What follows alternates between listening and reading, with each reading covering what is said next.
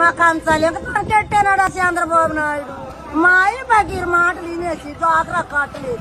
మా అమ్మ ఇంత కంచం ఇచ్చింది. ఆ కంచం ఇంకా నేను బోరగామలు తనకెట్టేసి నన్ను ఇడిపించుకోలేకపోయినాను. ఆ ఇడిపించుకోలేకపోతే మా జగన్ వచ్చి నాకు 3 విడతలు 30,000 వేసాడు డ్వాక్రా మీద.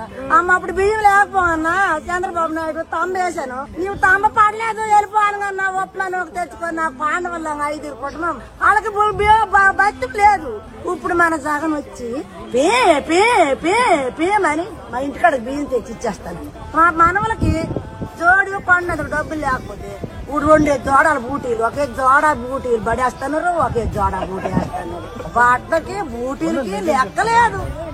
గవర్నమెంట్ ఆసుపత్రులల్లా మా కోడలు పేదింటి పిల్ల అందుకే డెలివరీకి టైం అయిపోయింది, డబ్బులు లేవు.